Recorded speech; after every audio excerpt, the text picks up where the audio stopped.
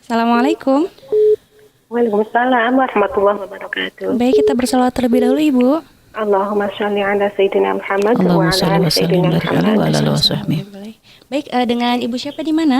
Dengan hamba Allah. Silakan langsung bersama Umi. Baik. Punten bertanya, ya Umi mau bertanya. Iya, silakan. Pertanyaan titipan ini. Mm-mm. Ada seorang mertua yang telah beberapa kali merasa kehilangan uang dan ada dugaan menantunya itulah yang mengambil nih. Sekali mertuanya memergokinya langsung, namun tak berani menegur dan pura-pura tidak melihat karena ada rasa kurang enak dan khawatir nanti kalau menantunya itu malu kemudian tidak lagi mau kunjung ke rumah mertuanya. Maka bagaimana sikap mertuanya itu nih? Dan apakah perilaku menantu tersebut perlu atau harus diceritakan pada pasangannya gitu? Baik, terima kasih, Itu Ibu. aja nih, terima kasih. Wassalamualaikum warahmatullahi wabarakatuh. Waalaikumsalam warahmatullahi wabarakatuh. Ya. Baik ya, subhanallah ya. Memang kadang kita kalau mungkin melihat anak kita sendiri yang begitu, kita kadang ingatinnya gampang ya.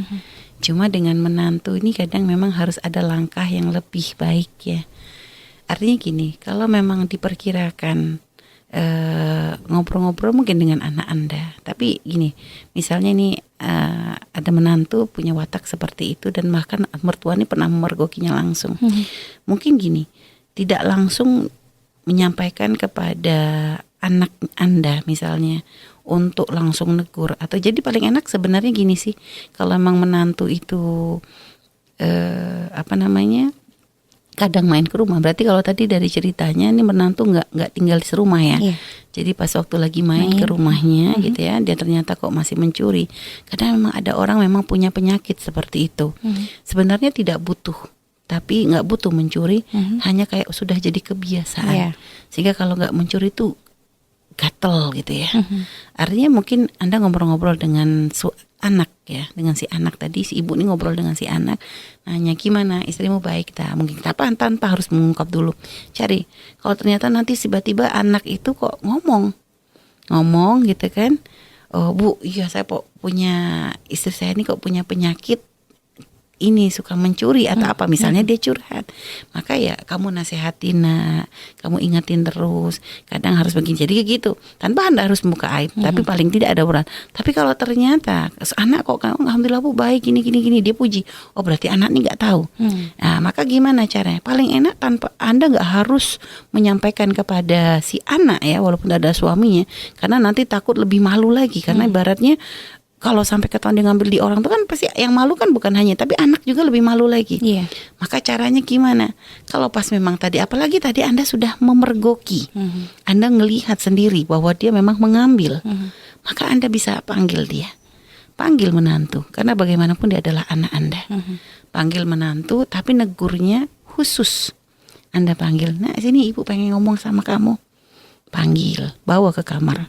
Bawa kamar dudukin, ibu tuh bersyukur alhamdulillah anak ibu udah menikah ya, ibu berharap rumah tangga kamu selalu dijaga, ibu tuh sayang sama kamu misalnya, dan ibu sudah menganggap kamu tuh seperti anak sendiri misalnya gitu ya, dan kamu jangan sampai menganggap ibu tuh bukan ibumu, ini adalah ibumu, dan karena ibu tuh cinta sama kamu, sayang sama kamu, maaf ya nak ya, maaf ya ibu misalnya dengan bahasa gitu. Jadi ibu kemarin melihat kok kamu ngambil seperti itu, kenapa nak? Kalau kamu butuh ngomong sama ibu, apa anak ibu gak ini gak menuhin kebutuhan kamu gitu.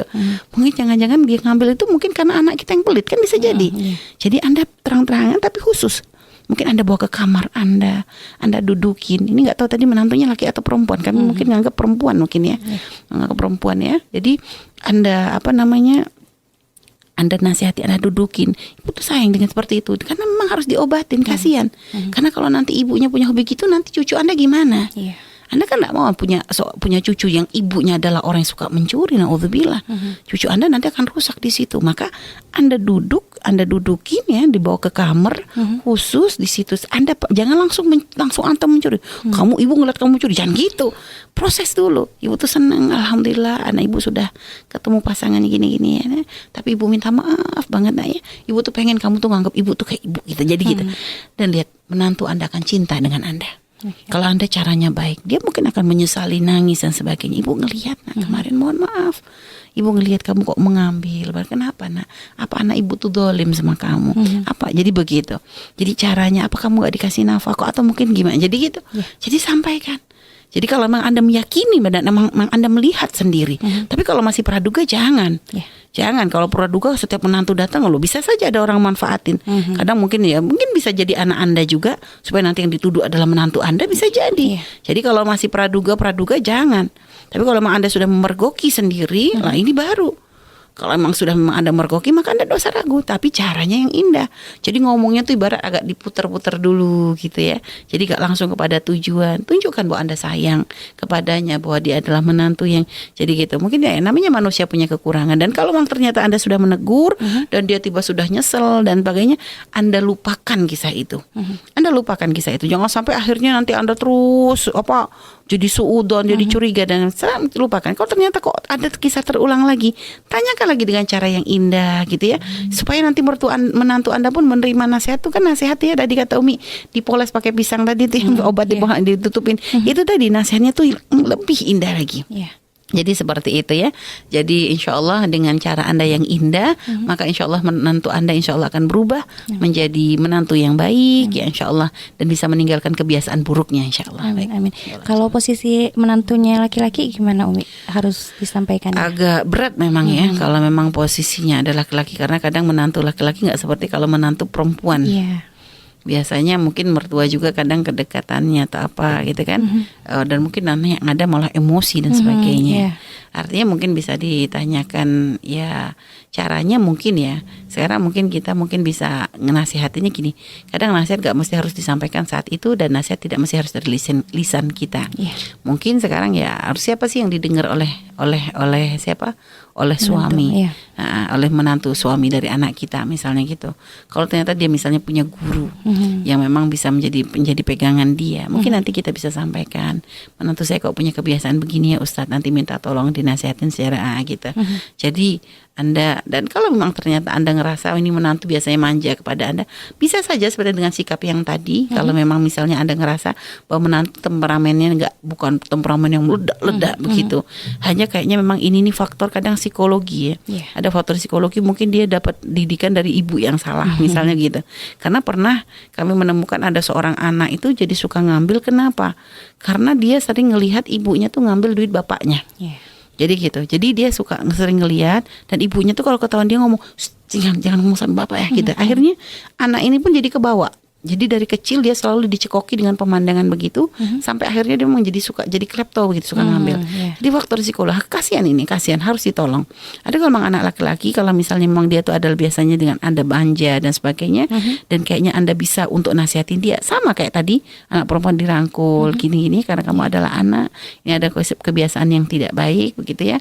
Nah kalau ternyata misalnya dia punya temperamen yang kurang, berarti mungkin Anda bisa cari orang lain untuk nasihatin, misalnya ke ustadz yang mungkin dijadikan pegangan. Mi nggak pernah ngaji. Anda kenapa milih dia jadi mantu?